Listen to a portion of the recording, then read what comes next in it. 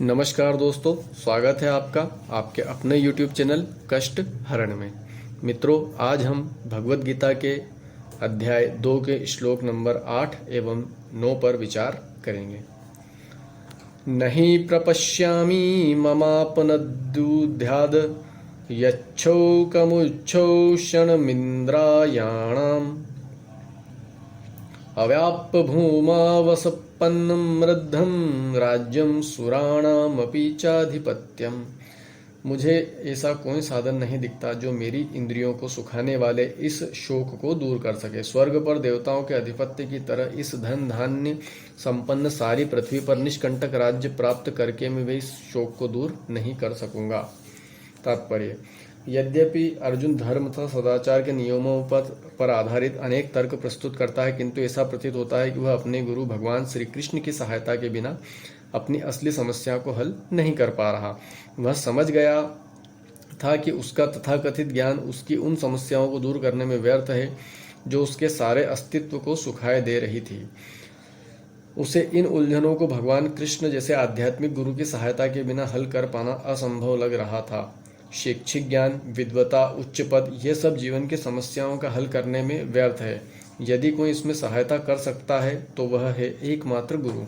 अतः निष्कर्ष यह निकला कि गुरु जो 100% कृष्ण भावना भावित होता है वही एकमात्र प्रमाणिक गुरु है और वही जीवन की समस्याओं को हल कर सकता है।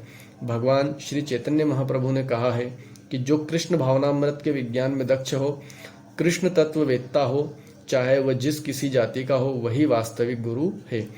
किबा विप्र किबा न्यासी शूद्र के नय, ये कृष्ण तत्व वेत्ता से गुरु है। कोई व्यक्ति चाहे वह विप्र वैदिक ज्ञान में दक्ष हो, निम्न जाति में जन्मा शूद्र हो या कि सन्यासी, यदि वह कृष्ण के विज्ञान में दक्ष है तो वह यथार्थ प्रमाणिक गुरु है। अतः कृष्ण तत्ववेत्ता हुए बिना कोई भी प्रमाणिक गुरु नहीं हो सकता। वैदिक साहित्य में भी कहा गया है, षट्कर्म निपुणो विप्र मंत्र तंत्र विशारदः अवैष्णवो गुरुर्न स्याद् वैष्णवः स्वपचो गुरुः। अर्थात विद्वान ब्राह्मण भले ही वह संपूर्ण वैदिक ज्ञान में पारंगत क्यों न हो, यदि वह वैष्णव नहीं है या कृष्ण भावनामृत में दक्ष नहीं है तो गुरु बनने का पात्र नहीं है। किंतु शूद्र यदि वह वैष्णव या कृष्ण भक्त है तो वह गुरु बन सकता है। पद्म पुराण में ऐसा कहा गया है।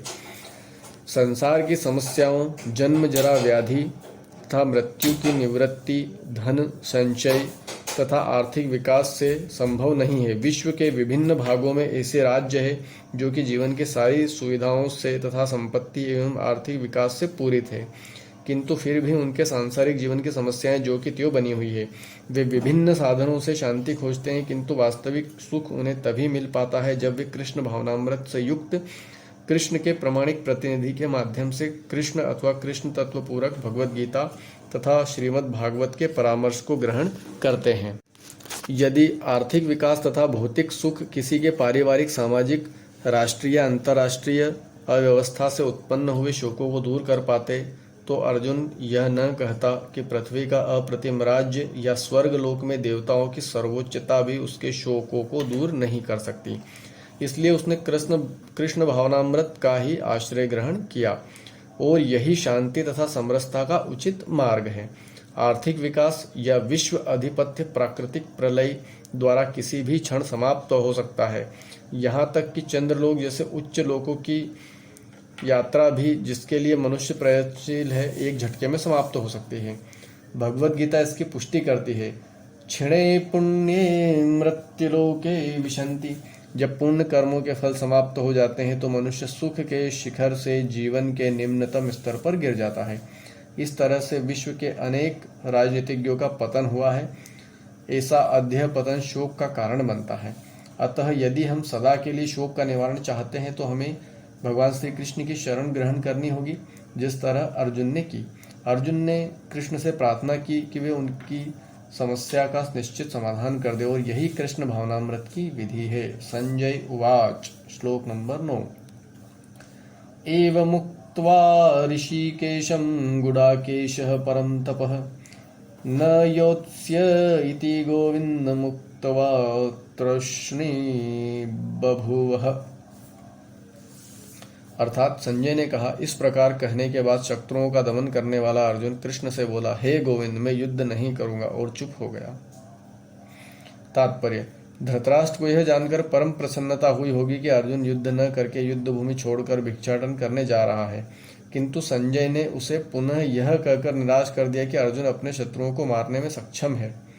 यद्यपि कुछ समय के लिए अर्जुन अपने पारिवारिक स्नेह के प्रति मिथ्या शोक से अभिभूत था, किंतु अब उसने शिष्य रूप में अपने गुरु भगवान श्री कृष्ण की शरण ग्रहण कर ली। इससे सूचित होता है कि शीघ्र ही वह इस शोक से निवृत्त हो जाएगा और आत्म साक्षात्कार या कृष्ण भावनामृत के पूर्ण ज्ञान से प्रकाशित होकर पुनः युद्ध करेगा। इस तरह धृतराष्ट्र का हर्ष भंग हो जाएगा। हरे कृष्ण।